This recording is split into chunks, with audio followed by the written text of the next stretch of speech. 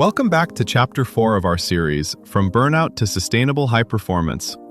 In this episode titled, Boundaries That Work, Saying No Without Destroying Your Career, we'll explore how to set effective boundaries in the workplace without jeopardizing your professional relationships. Get ready to discover practical strategies that will empower you to say no when needed while still thriving in your career. Let's dive in.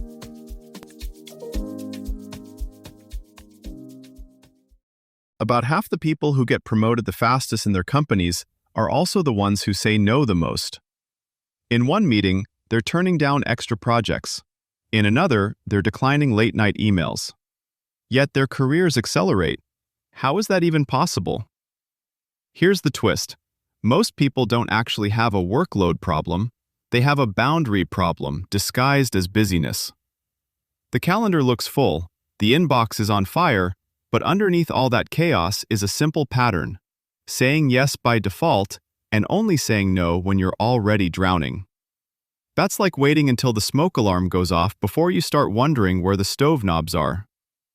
In most organizations, nobody will walk up and say, "Please protect your time so you can do your best work."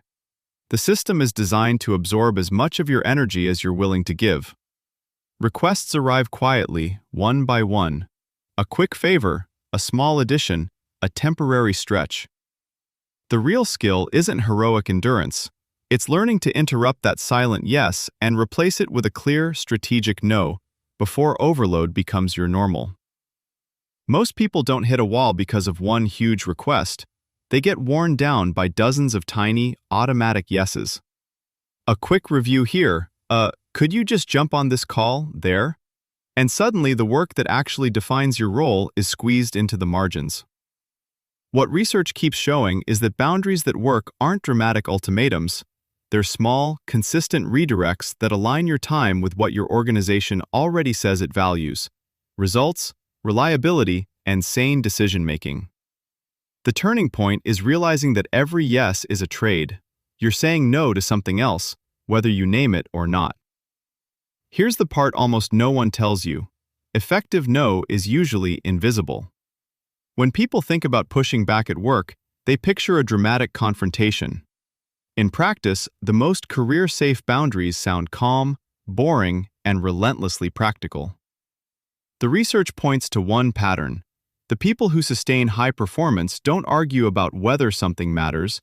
They negotiate when and how it gets done, and by whom. They shift the conversation from, "Are you refusing?" to, "How do we make this workable without breaking the system?" There are 3 moves they use over and over. 1. Reference shared priorities, not personal comfort. Weak boundary. "I'm really overwhelmed. I can't take this on." Career-safe boundary. "If I add this, X and Y will slip. Which should we deprioritize to make sure this new request actually lands well?" You're not pleading, you're helping the other person see the capacity gap their brain is likely underestimating. 2. Offer a constrained yes instead of a flat no. This is where the alternative solution effect matters. You're not just blocking, you're rerouting. For example, "I can't own this, but I can review a draft for 15 minutes tomorrow."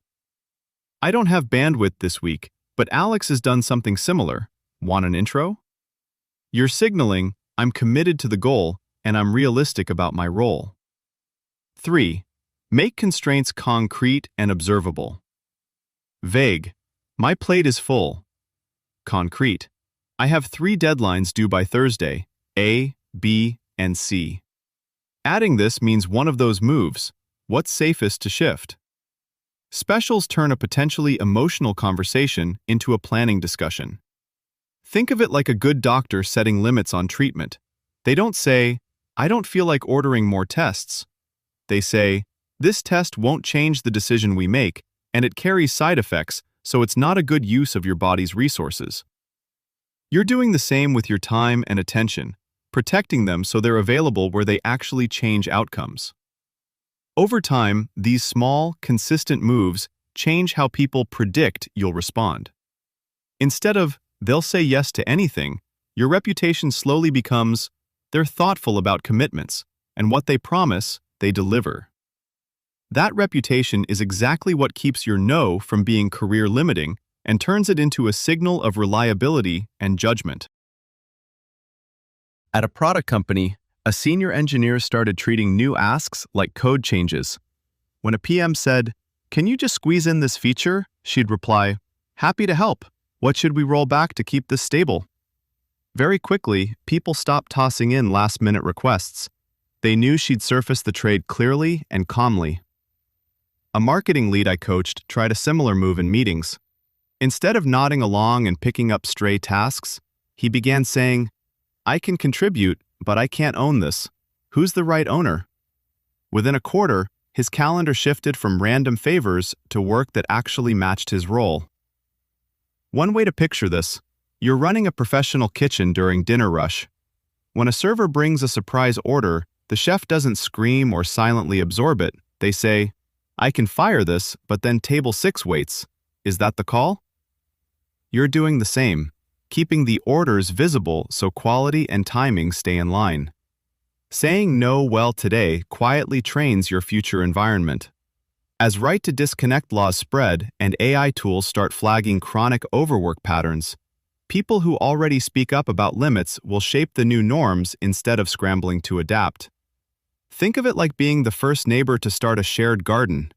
You're not just protecting your own plot, you're modeling what healthy looks like, so others have permission and a template to follow. Think of this as tuning an instrument.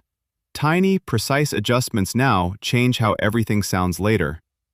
Each respectful limit you set becomes a quiet data point, showing others how you work best and showing you which environments deserve your full effort. Keep experimenting. You're not closing doors, you're choosing which ones are worth walking through. Start with this tiny habit. When you see a meeting invite or request pop up that makes your stomach drop even a little, quietly say out loud, "Let me get back to you on that." Then, before you click accept, add one sentence in the notes or reply box. "What's the latest I can get this to you?" Or, "What's the priority compared to X and Y on my plate?" Each time you do this, you're training yourself to pause instead of auto yes, and to make the other person share ownership of the boundary. This was Owl Up, your daily step forward. This series continues with more chapters on owlup.co. Visit owlup.co to access the complete course and continue your learning journey. See you there!